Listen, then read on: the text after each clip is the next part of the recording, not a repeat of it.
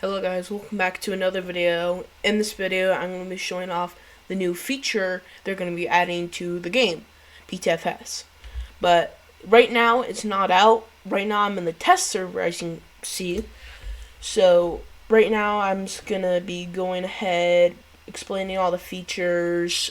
Well, mainly not all the features in the update. The main thing, which is the new V-TOL aircraft, which they added. So I'm just going to be going off that, all the features, my opinion, the design, and just in general what I think about it. So you might notice I'm not really uploading that much. I mainly just don't feel like it, or I'm just busy with other stuff and there isn't really a lot to do. But anyways, I'm going to get right into it, not going to waste any more of your time, and let's start. So I'm here in PTFS, as you can see. I'm going to be going to play, and I'm going to be going to HMS Queen Elizabeth. You might notice a lot of people like to spawn here because it just seems fitting. So over here, I'm going to show you how to spawn the plane. All you do is just go over here to this plane spawn, open it up, and one thing you might notice is that with the old military and modern military, they added a little timestamp of when it is. So for this plane, it's in the old military, and it's going to be the Hawker Harrier. I'm not sure if I'm pronouncing that right. Hawker Harrier, probably. So I'm going to spawn this in, and here it is. So I'm going to go over my opinion on the design. I really like the wheels, the little gear they have. Sorry if I'm whacking some fly in my room. I really like the gears. This kind of reminds me of the F-18 Hornet they have. Pretty detailed. It looks like it's got suspension, which doesn't work, as you know. And yeah, it's pretty cool. I like the gear. The design's pretty nice. I like the camo with the red and blue. And over here, it looks like, I'm not sure what place this comes from, but the one thing I don't really like is how it is, just the line that's diagonal. It makes it kind of hard when you're in first person and landing, because obviously if you're slanted back, it changes how landing is, because it's not like you're flat. From there, you can adjust exactly how much you want. From here, it's going to be different, and you have to add that to your math or equation to how to land. So we go into the cockpit, and I'm showing it. You see what I mean? How it's like kind of laying back, and it's a bit annoying. Cockpit, your pretty generic cockpit. It's pretty big, actually. I kind of like it, but it probably could have a bit more space. But then again, this is based off of the real life model, so I'm going to be starting off with you got the cockpit and everything, joystick. So I'm going to turn the engine on. Now, since this is a V-TOL, it basically works as a normal plane and as a helicopter. So with the normal plane, you just fly around, you can take off, you can just go in the air, subtract gear, raise gear, and if I go around quickly, you can still land, obviously, because, you know, it's normal plane, normal jet in the game. So I'm just going to see if I can butter this quickly. It has quite a bit of flare, which is nice, which makes sense for switching to V-TOL mode, which you can do on the air and in the grounds. I'm just going to do a bit of a hard landing so I don't overrun and I have to restart this. So that's that feature. It takes off, flies normally like any other aircraft in the game. So now I'm going to be showing off the V-TOL feature, which is the main thing and reason why you came.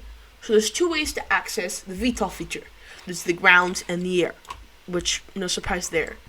So the first way is on the ground. You have to be completely still, and you cannot be in the spectator camera. You have to be in your flying camera.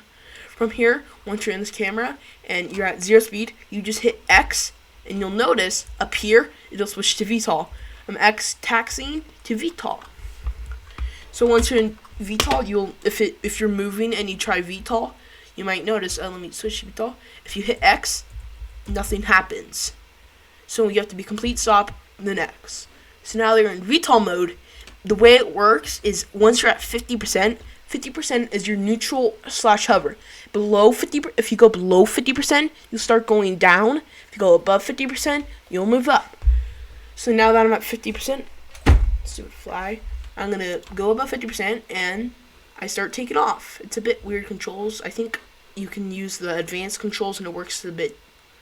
But now you can see I'm in the air and it works kind of similar to a helicopter. It's a bit different because the controls are a bit different because it's, heli. But you'll notice once I'm at 50%, I'm hovering like this. And if I go below, I start going down. So I go up and I can just land like a heli. That was a bit rough, but it just lands normally. So now, that's how you take off or switch to V-TOL mode on the ground. But you can also change from V-TOL mode and exit V-TOL mode while in the air. So basically, you have to do this by going between 50 and 90 speed. I'm not sure if that's like mile per hour, studs, kilometers. It can be whatever. So once you're in here, you basically just go A and just look down, and you'll notice I'm going at about 70. So then I hit X, and all of a sudden I start to flatten out, and then it'll start to flash a bit, and then next thing you know, you're flying.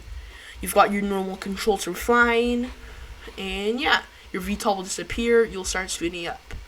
So now for when you're switching to landing, or to VTOL mode, from here you just want to slow down, and like it says, you want to go to toggle VTOL near stall speed.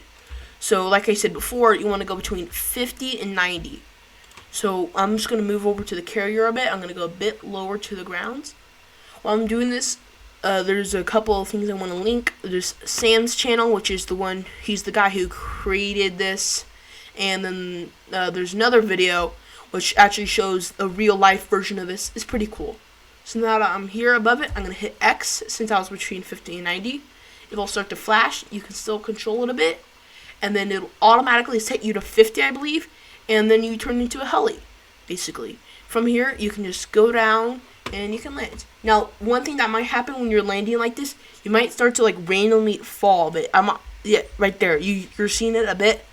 I'm just falling a bit. That's one of the features that's kind of broken about this currently, as this is in the test server and it's not done.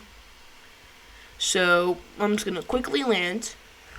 And the one thing, based off of the way that it is, if you want to land all wheels at the same time, you kind of have to slant forward. And once you get near the ground, it kind of just falls. So once you're in there, you're just normal plane. You can switch to taxi, which is X, where you have to be in this camera, X, and then you're taxiing. Normal controls. You can take off, land, do all that. Oh, and I'm going to go off the edge. Well, but that's about it. There's really nothing else to do besides from that. That's the main feature, the main thing I'm going to talk about. And yeah, I know I haven't been really uploading a lot, haven't been getting to it, like I said. But down below you'll find, I believe it might be 2 or 3 links, the realistic video, or not realistic, the actual video of a real life version of this.